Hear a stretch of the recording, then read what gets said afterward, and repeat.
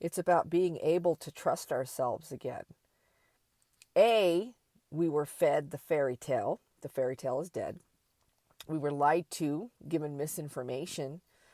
Being a nice girl would get you Prince Charming, and your life would just be great. And we know now that the unevolved ones, used our time, love, and energy for themselves and saw us as replaceable, which is where we're at now in the shift of men complaining that women aren't like they were back in their grandmother's time. I'm a grandmother, and I want my children and my grandchildren to see a healthy, healed relationship that's a partnership where when people come to our home, our not people, our children, our grandchildren, and friends and family, when they come over, what I was used to was yelling and screaming and these and very well behaved children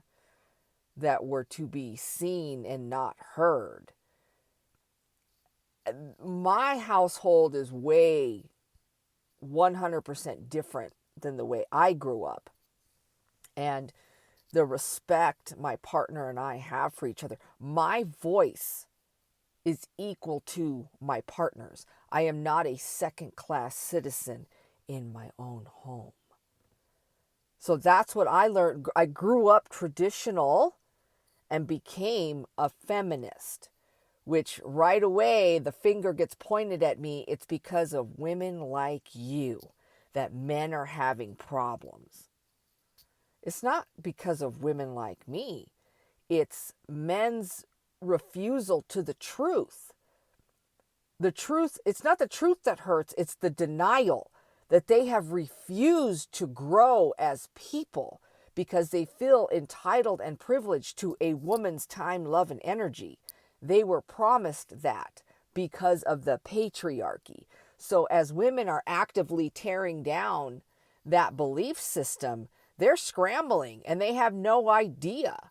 And we're telling them you need to be self-aware and have empathy. If you want a partner, if you want a woman today, you need to come with that. And they're like doubling down and saying no. And so that's why we have toxic masculinity at the top right now for a public servant and his little, well, they're in cahoots together, right? The billionaire who purchased the United States of America.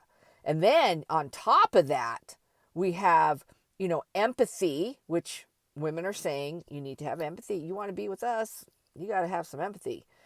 That are saying empathy is the enemy of this nation. And we're all looking at them like, what are you talking about?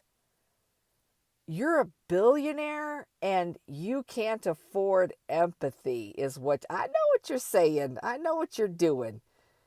Because they don't. It's the last effort of toxic masculinity, misogyny, all the yucky things have surfaced to the top, and that's what we have. So we will get through this. The train is leaving.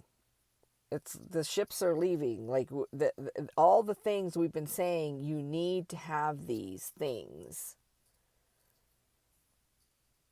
And if they don't listen, if they don't get it for themselves, oh well. It's survival of the fittest right now and natural selection. Men aren't understanding if they're not getting picked, it's because of them.